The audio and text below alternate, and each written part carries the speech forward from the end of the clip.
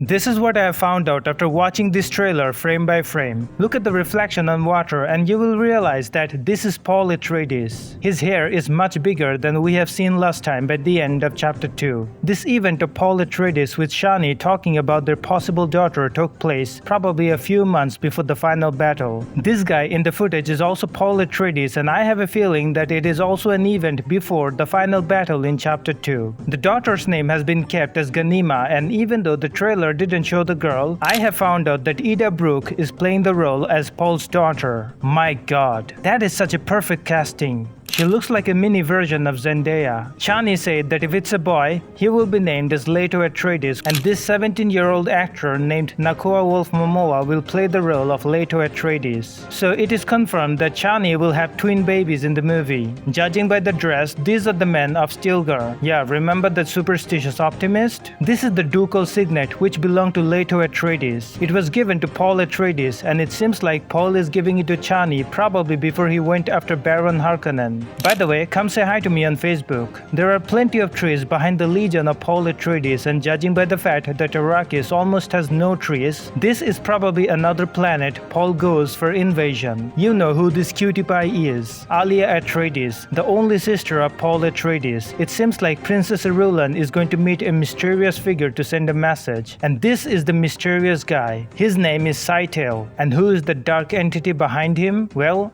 be ready to be shocked. This dark entity in the back can be himself. Yes, Scytale is a shapeshifter, meaning he can take the form of any human he wants. Unlike Fade Rota Harkonnen, this entity is a master manipulator, works from the dark, and it can predict the future with its superior intelligence. The rain over here tells me that this is Caladan, the home planet of Paul Atreides. Or these people might be Sadukar from the Salusa Secundus planet we have seen in chapter 1. When I saw the pretty lady, I just fell in love. So I zoomed in 400% and found a split frame where you can see clearly that it is Alia Atreides. These monks are probably from Caladan planet. You can notice a coffin-like thing which is quite interesting when I will explain. It's called the Ghola method in the Dune language, which is used to resurrect dead people from a part of their body. These people retain their previous memories, but their personalities can be engineered to be different. And this is why the entry of Duncan Idaho makes sense now. My boy has finally returned. He is going to be the chief of military of the Legion of Paul Atreides. These people are the Fremen community, and judging by how they're standing, I feel like these people have been psychologically manipulated to listen to each and every command of this man. And by the way, he is the main villain, just in case you don't know. You can notice a bald man standing, and when this military notices his presence, they aim the guns at him. Judging by their dress code, they are not the Legion of Paul Atreides.